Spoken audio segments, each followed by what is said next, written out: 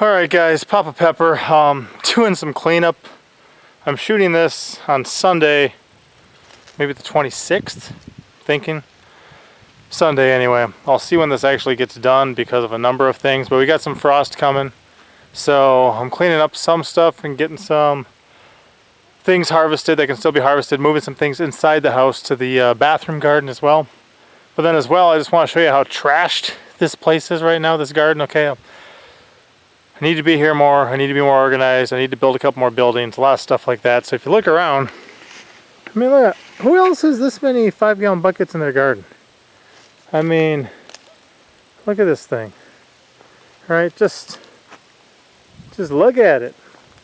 And everything's very windblown right now. You got gack fruits and things dying back. You still got all the sunchokes tipped over on top of these peppers.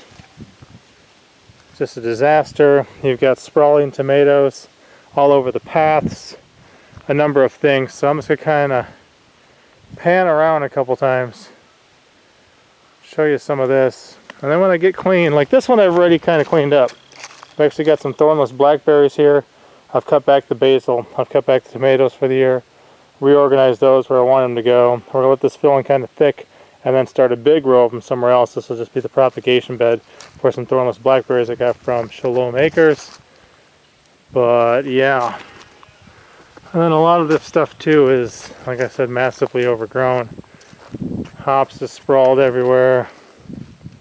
Sapper Gardener's Essian Family Garden purple sweet potatoes. They'll be coming out here soon. Ghost peppers like crazy. Look at that. I harvested a lot, but there's at least maybe 1,000 more just chilling here. So we'll see what we get to. And then a lot of it will be used for animal feed too, but kind of a dismal place. You can see how dried up the Yeruzun wing beans are. Hopefully I got a lot of seeds from that. Here's where we had a number of things. But yeah, more buckets, more stuff. This section kind of looks a little nice.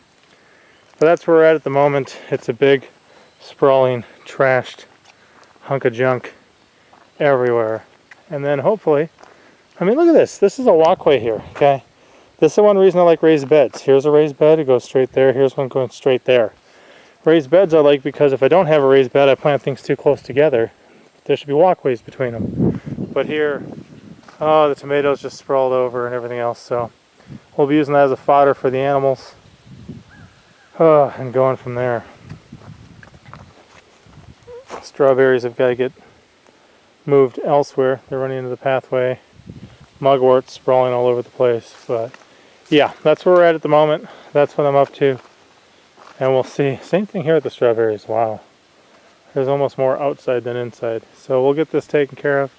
And hopefully in a bit I can give you a nice tour of a well manicured one. And if I'm not around enough, then I won't be able to. We'll see. Well, as life often happens, I didn't quite get done everything I wanted to. But I did get some stuff pulled. My folks just drove 750 miles down. So I went and hung out with them for a bit. Came back before dark. Finished harvesting.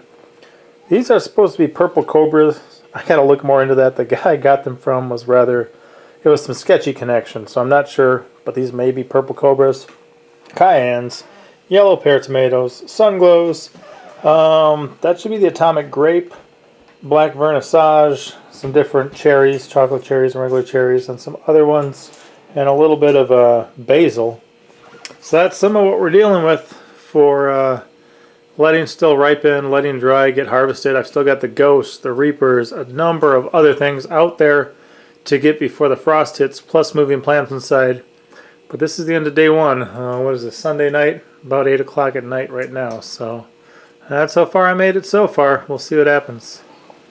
Well, got the harvest in. At least what we're getting of it. Mostly tomatoes and peppers were what we concentrated on because a lot of the other stuff was pretty much done. Oh, I forgot the achacha cucumbers. Oh, what is it? Well, it's 12:34 in the morning. I gotta wake up at 4. I might still go get the achachas. But got some more tomatoes today.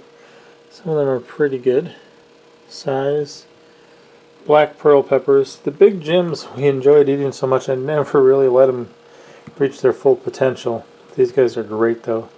Hatch pepper, mini sweets. The mini bells, I wish I would have got these in earlier because they have kicked so much butt out there. And the kids just love snacking on them. I mean, these are small green peppers, it's just whatever we still had.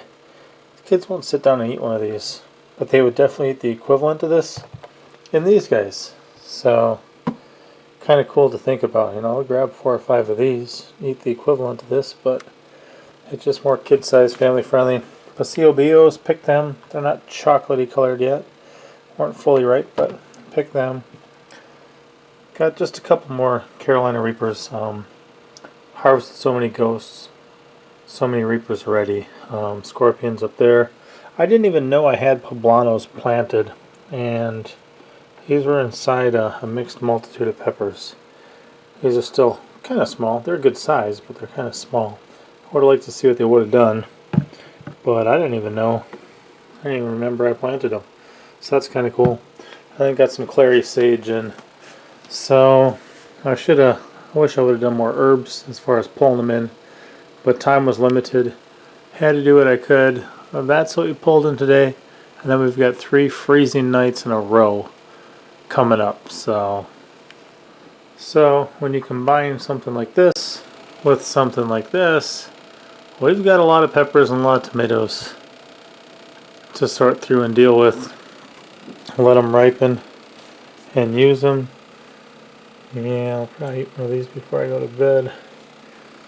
I like these little guys. I grew up with the pear tomatoes, the yellow pears, so dropped off a couple for my parents the other day.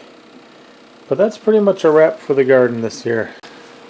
Now we still got a lot of fall plants. We still got a lot of other things that are going to be coming in. Happy with what we did get. Blessed by what we were able to pull in. At this time of year, it's kind of that sigh of relief too, where you're like, okay, that part's done, but we're still building this garden area. We're still maintaining it.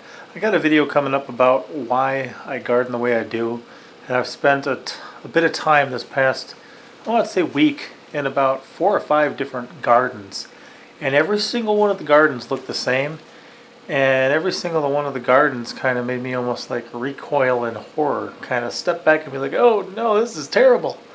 And when I compare it to the way that I'm gardening, obviously all these people, nobody can really spend enough time in their garden as they'd like to, but the way they looked, I was just so glad to be going about it the way that we are. It's not perfect, a lot of room for improvement, still got a lot of progress we got to make, but definitely appreciate it. So we've got this whole kind of winter season to grow a lot of crops. There's going to be a lot of stuff still coming in, but to prepare for next year and to work hard towards the future.